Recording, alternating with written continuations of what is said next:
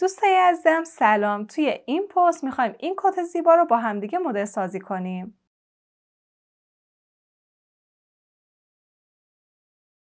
بچه‌ها برای این مدل بهتره که از الگوی بدون پنس استفاده بکنین و همینو اول کار بگم که الگوهای بدون پنس رو حتما باید بهش آزادی بدین نسبت به مدل و نوع لباستون. یعنی مهمه که شما از زیر لباس چه لباس دیگه‌ای میخواین بپوشین. آیا آستین دار هستش، آیا نیمه آستین هستش، اینها رو باید در نظر بگیرین و ضخامت اون لباس زیریه رو در نظر بگیرین و بعد بهش آزادی بدین. حالا میانگینش رو دارم بهتون میگم، میتونید 2 سانتی متر حلقه آستین رو آزاد بکنین و 1-2 سانتی متر هم از پهلو بهش آزادی بدین و بهتر که خط کمرتون خیلی فیت نباشه و یک خورده‌ای در واقع آزادی داشته باشه. برای مدل سازیمون باید بهتون بگم که این در واقع الگومون بدون دکمه خور هستش. دکمه خور نداره بچه‌ها، این کتا معمولاً دکمه خور ندارن. مدل سازیمون میام از قسمت طراحی حلقه گردن شروع میکنم. بچه حلقه گردن رو 1 سانتی متر میام از سرشونه بهش آزادی میدم و 2 تا 3 سانتی متر از در واقع گودی گردن میام پایین، یک علامت میذارم و این دوتا رو با 2 تا خط عمود بر هم مثل یقه های خشتی به همدیگه میرسونم. بعد از اینکه به همدیگه رسوندم میام این قسمت رو هلالوار طراحیش میکنم. ببینید از اینجا هلالم شروع میشه، یک هلال ملایمی به این قسمت یقم میدم. پس این میشه یقه من، در واقع مثل یک یقه دلبری میمونه. بعد از اینکه اینجا رو هلال کردم میام لبه پایین کارم رو هم هلال میکنم. از سمت خط CF بچه‌ها این هلال رو باید انجام بدم و این هلال کاملا سلیقه‌ای هستش بچه‌ها. ممکنه که شما خیلی داخل ببرین، ممکنه که به سمت بیرون در واقع بیاین هلال بکنین. حالا همین جای کار میام سجافم رو هم طراحیش رو انجام میدم. برای سجاف 5-6 سانتی متر از سرشونه علامت میزنم و به قسمت پایین که میرسم باید تا قسمت پهلو بره. به خاطر این هلالی ما بهتره که سجافمون به صورت یک تکه باشه. ببینید دقیقاً کاری که توی لباسهای آستردار میایم انجام میدیم.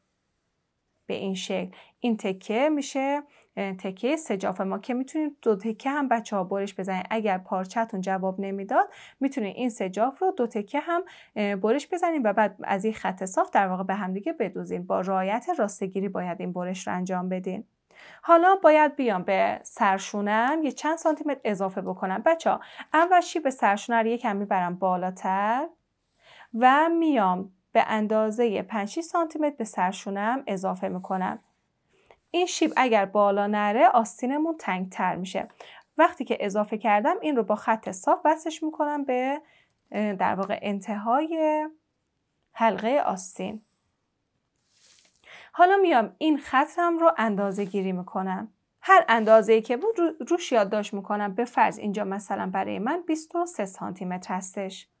اندازه گیری که کردم میام از یک مستطیل کمک میگیرم برای آستین.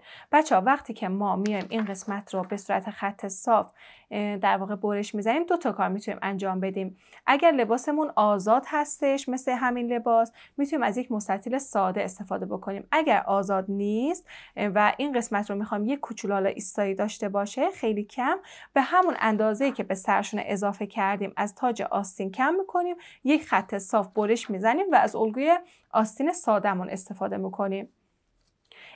این مستطیلمون باید به چه اندازه‌ای باشه؟ باید این قسمت بالاش 23 سانتی متر باشه. این قسمت پایین وسطش رو پیدا میکنیم و 1/2 مچ رو از کنارها بیرون میریم.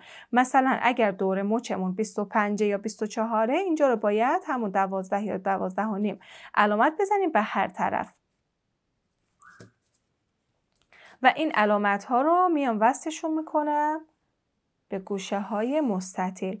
اینم بهتون بگم بچه‌ها که قد این مستطیل باید همون قد آستین اصلیمون باشه، منتها اون اضافه‌ای که یا اون مقداری که ما اومدیم به خط سرشونمون اضافه کردیم باید از قدش کم بشه. ببینید دقیقاً شکل همون آستینه که تاج نداره و این خط صاف میاد به این خط صاف دوخته میشه.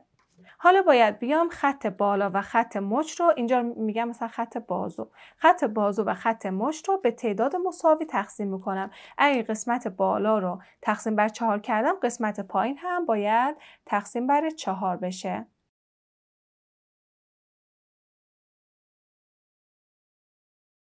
حالا میام این خط‌ها رو به همدیگه وصلشون میکنم و این خط‌ها باید از پایین تا بالا برش بخورن، فقط به شرط اینکه این قسمت بالا به هیچ عنوان نباید از همدیگه جدا بشه. ببینید به این صورت. حالا باید بیام یک کاغذ بذاریم زیر کاغذ آستینمون و این تکه ها باید از همدیگه باز بشن و عوضمان بگیرن. ببین بچه ها به این صورت این عوضمان ها بهتر که هم اندازه باشن و موقع دوخت این قسمت پایین رو ما میایم یا پیلی میدیم یا یه چین سوزنی خیلی ریز باید بهش بدیم و پایینش رو با نوع اوری به هم رنگ یا رنگ مخالف پارچمون یا حالا از اون رنگ های ترکیبی روی پارچمون این قسمت پایینش رو نوع اوری میدوزیم. اینم بهتون بگم بچه ها که لبه کارمون باید نوار مغزی دوخته بشه. شما میتونید از نوار مغزی های توری، نوار مغزی های رنگ مخالف پارچتون استفاده بکنین و این قسمت یقه بالا هم یقه فرنج دوخته شده. الگوی یقه فرنج رو توی پست‌های قبلی بهتون کامل آموزش دادم و دور یقه فرنج هم باید نوار مغزی دوخته بشه و این یقه در واقع فرنج باید تا این قسمت باشه. یعنی شما موقع اندازه‌گیری دور یقه باید از این گوشه اندازه‌گیری کنین تا قسمت پشت، الگوی پشت و تا این سمت دیگه و این قسمت یقه فرنجتون دوخته میشه. بچه‌ها اینم بهتون بگم که یقه فرنج لزوما احتیاج نیستش که تا قسمت پشت بره. اگر حالا دوست نداشتین میتونین تا خط سرشونه هم یقه فرنج رو داشته باشین، اما توی مدل تا قسمت پشت هم رفته یک یقه فرنج کامل هستش. اگر سوالی در مورد این مدل داشتین، حالا چه دوخت چه الگو سازی، حتما توی کامنت ها ازم بپرسین.